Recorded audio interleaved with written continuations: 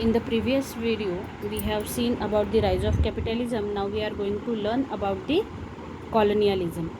Colonialism means one country exploiting another country by making it into a colony. एक country दूसरी country पर अपना अधिकार जताती है, वहाँ पर जाकर रहती है और a powerful country on the basis of economic and military strength occupies another region and establishes its political supremacy. वहाँ पर जाती है मतलब आर्थिक जो इकोनॉमिकली स्ट्रॉन्ग होती है, मिलिट्री जिसकी स्ट्रॉन्ग होती है, वो क्या करती है अपने ताकत के भरोसे और पैसे के भरोसे वो जो पुअर कंट्री होती है उस पर अपना अधिकार जताती है, पॉलिटिकल सुप्रीमेसी बनाने की कोशिश करती है. This is known as colonialism. इसे कॉलोनियलिज्म कहते हैं. This tendency of colonialism led to the rise of imperialism among the Europeans. और ये जो टेंडेंसी थी, टेंडेंसी मतलब उनकी मानसिकता बन चुकी थी, उनकी टेंडेंसी बन चुकी थी कि नहीं, अब हम पावरफुल है, हमारे पास मिलिट्री है, तो हम दूसरे कंट्री पर अपना अधिकार जमा सकते हैं. इसे कहते हैं विस्तारवाद, है ना. उसके बाद imperialism. Imperialism means a system in which a powerful country controls other countries by establishing its overall domination and establishing many colonies. Imperialism मतलब एक पावरफुल कंट्री दूसरे कंट्री को कंट्रोल करती है पूरी तरह से, अपना पूरा डोमिनेशन मतलब रूल नहीं, कुछ नहीं, सब हम करें सो कायदा, ऐसा डोमिनेशन वहाँ पर होता है और अपनी बहुत ज़्यादा कॉलोनीज वहाँ पर प्रस्तापित करती है. Many countries from Asian and African continent fell prey to this imperialist aspiration of the European nations. और ऐसे यूरोपियन नेशंस के जो इनका मानसिकता थी, इनकी जो टेंडेंसी थी कि अपना साम्राज्य प्रस्थापित करे, बढ़ाते चले, ये इसके एशियन और अफ्रीकन कंटिनेंट की बहुत से कंट्रीज इसका शिकार हुए.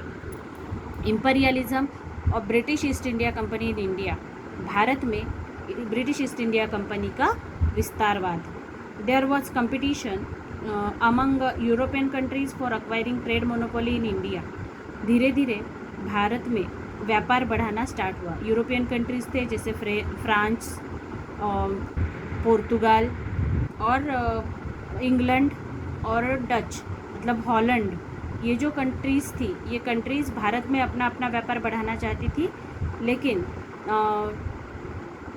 इंग्लैंड को अपना व्यापार सबसे ज़्यादा बढ़ाना था. तो इंग्लैंड ने यहाँ पर एम्परर जहांगीर से परमिशन लेकर 1600 AD में ब्रिटिश ईस्ट इंडिया कंपनी की स्थापना की और एम्परर जहांगीर से परमिशन ली और सूरत में फैक्ट्री इस्टेब्लिश की. और फिर इस तरह से भारत और इंग्लैंड के बीच व्यापार इस कंपनी के थ्रू होता था.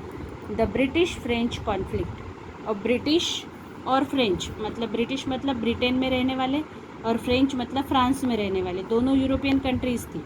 दोनों को भारत में अपना अपना अधिकार जमाना था. तो दोनों भी कॉम्पिटिटर्स थे मतलब राइवल्स थे. तो दोनों को यहाँ पर कंपटीशन थी और इसी कंपटीशन की वजह से दोनों में वार हुई. इंग्लैंड और फ्रांस के बीच जो वार हुए, these wars are known as Carnatic wars. In the third Carnatic war England finally defeated France. Therefore, now there was no strong European competitor for British East India Company in India.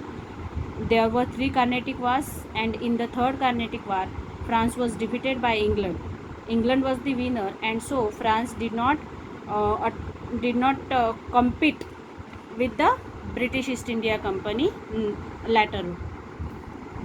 Next, foundation of rule of British East India Company in Bengal will be explained in the next video.